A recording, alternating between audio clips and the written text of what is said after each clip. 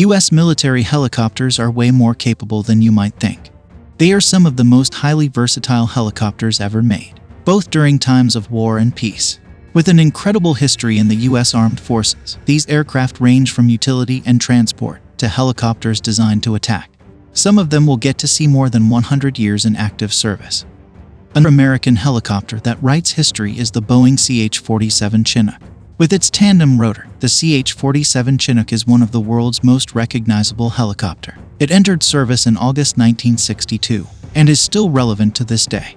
Its design is not only iconic, but also airworthy. And not only that it's the largest helicopter in the U.S. inventory, it is also the fastest helicopter in the world.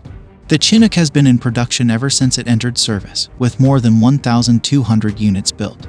Designed to be a heavy-lift helicopter, the Chinook is considered to be the United States Army's helicopter fleet workhorse. It's able to lift a payload of 4,000 pounds or almost 11,000 kilos. And when it's not loaded with supplies or equipment, it can carry up to 55 troops. Though it was reported that one Chinook has carried 147 refugees in a single lift during the Vietnam War. It can reach a maximum speed of 196 miles per hour, or 315 kilometers per hour. And even though it's the U.S. Army's only heavy-lift cargo helicopter used for combat missions, the Chinook is also used at medical evacuation, parachute drops, disaster relief, search and rescue, and aircraft recovery missions. Another iconic helicopter with a long-lasting history, the Sikorsky UH-60 Black Hawk. The Black Hawk is not just a helicopter, it's a whole family of helicopters. Since its introduction in 1979, thanks to its versatility, it became the medium-lift helicopter of choice for all branches of the U.S. military. With the exception of the Marines, it can perform a wide array of missions, from electronic warfare or tactical transport of troops to close air support. It can be equipped with two 7.62mm machine guns, or two 12.7mm Gatling guns. And its stub wings can hold Hydra 70 rockets, AGM-114 Hellfire missiles, and A-92 Stingers. There are 28 variants of the Black Hawk, but the most important ones are as follows. The Navy's H-60 Seahawk, used in anti-submarine and surface warfare missions. The Seahawk's folding main rotor and the hinged tail reduce its footprint aboard ships. Then there's the Air Force's AH-60 Pave Hawk, which is used in special operations and search and rescue missions, and also the MH-6J Hawk. The former is a version developed from the Seahawk for the United States Coast Guard and is used for search and rescue, law enforcement, military readiness, and marine environmental protection missions. In total, about 4,000 units have been built and are in service with over 20 countries. With its reputation still intact as the world's best attack helicopter ever built, the Apache is already 49 years old, and it will continue to serve well into the 2060s. With over 2,400 units built, the Apache is used by 18 countries. These numbers certify the statement that it is the best attack helicopter in the world. Being armored, it can take hits from 23mm anti-aircraft guns, and the fuel tank is self-sealing so there won't be any leaks in case the tank is getting hit. On the stub wings, it has 4 pylon stations that can hold 19 tube lightweight launchers for Hydra 70 unguided rockets, drop tanks, and quad racks of AGM-14 Hellfire anti-tank guided missiles, AGM-65 Maverick missiles. Under the nose is a 30mm chain gun with 1,200 rounds that can fire at a rate of 300 rounds per minute. Its longbow radar allows the helicopter to engage targets from behind cover. 3, 2, 1.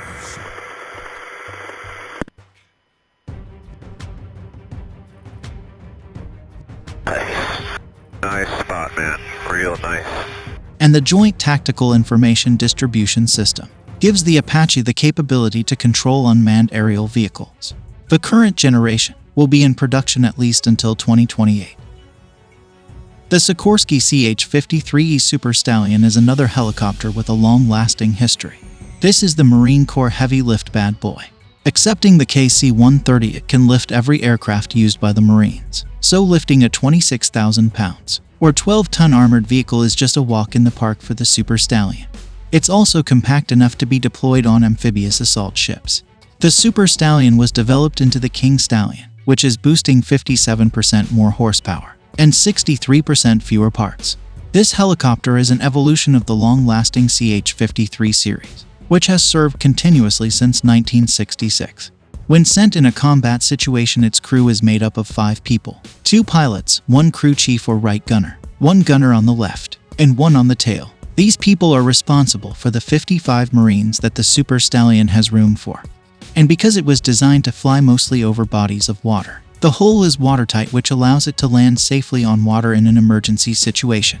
It can also be fitted with 7.62mm and 50 caliber machine guns, flare dispensers for anti-air defense, and it even has an in-flight refueling probe for long-range insertion missions. Moving on to Bell UH-1Y Venom. Developed to replace the Marine Corps' aging fleet of UH-1 and Twin Huey, the Super Huey, as it is also called, entered service in 2008. Developed from the early 1970s Twin Huey, it continues the legacy of the battle-proven UH-1 helicopter, but with the latest technology available. It's the Marine Corps' premier utility platform that offers a wide range of weapons and mission configurations. This allows it to perform from close air support or combat assault missions, to command and control or search and rescue, to even special operations support missions. But what really sets apart the Super Huey from any other helicopter is its platform. It reduces the costs for maintenance and repairs, thus reducing the required logistical efforts. The Super Huey shares 85% of the parts with the Viper, the Marine Corps attack helicopter. The Viper replaced the Super Cobra and provides all-weather day and night close air support, anti-armor, anti-air, armed escort, armed and visual reconnaissance, and fire support coordination for the Marine Corps. Both helicopters are fielded in HMLA, or Marine Light Attack Helicopter Squadrons, from which detachments are deployed to amphibious assault ships as part of Marine Expeditionary Units. V-22 Osprey. Although the Bell Boeing Osprey is not that old, it sure is worth mentioning.